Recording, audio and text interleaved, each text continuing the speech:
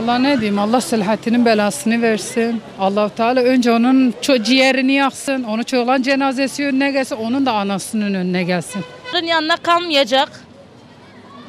Allah büyüktür. Biz her birimiz Yasin'iz, her birimiz Hasan'ız, her birimiz Hüseyin'iz. Allah hakkımızı bırakmayacak. Zalimler için yaşasın cehennem. Rahmet ve bereket olarak dönmüş ve dönmeye devam edecektir. Bir yıl geçti üzerinden ama acımız hala çok taze.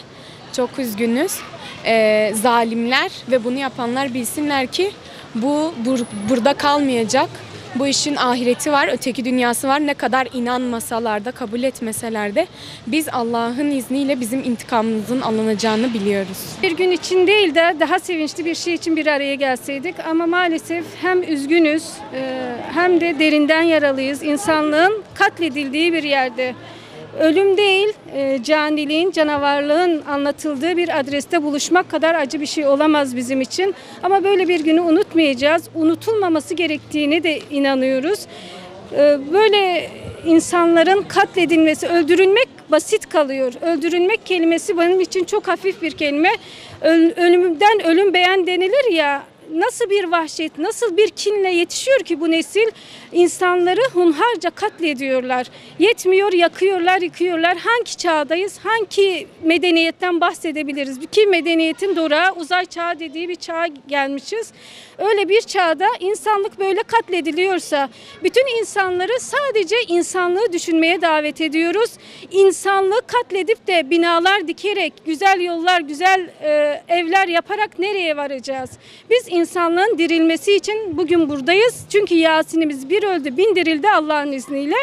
Ama bütün insanlığın da bu konuda duyarlı olmasını istiyoruz. Neden bu zamana kadar Kurban Bayramı'nda sırf insanlara kurban eti dağıtmak için yola çıkan insanlara yapılan zulüm, yapılan hakaret, yapılan işkenceler bu topraklara, bu bölgeye buradaki 6 katledilen şehidimizin bir nebze olsun yanında olalım dedik.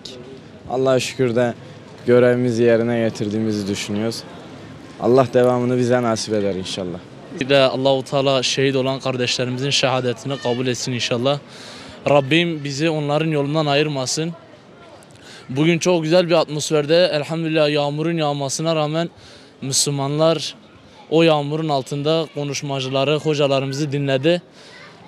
Allah-u Teala şehadetin aşkını kalbimize yerleştirsin inşallah.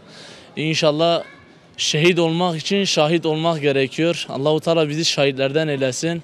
Rabbim bizi bu Müslümanlarla inşallah mahşerde hesap gününde inşallah onlarla beraber haşreyler. Şehit Yasin gibi birçok insan burada hazır bir şekilde beklediler. Ondan sonra bir kısa ile inşallah ben yapayım.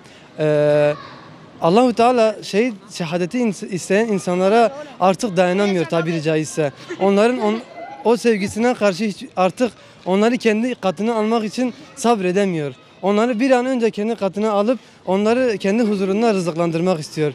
Allah-u Teala hani diyor ya ayette onlar şehittirler, onlar Allah katında diridirler, Allah katında rızıklandırılmaktadır. Allah-u Teala sevdiği kişileri, Allah-u Teala'yı seven kişileri Allah-u Teala kendi katına alıp onları rızıklandırıyor, onları seviyor ve inşallah Allah-u Teala bizleri o şehitlerle beraber haşretsin, bizleri onlarla beraber rızıklandırsın, bizi de onlar gibi şehit etmeyi bize nasip etsin inşallah.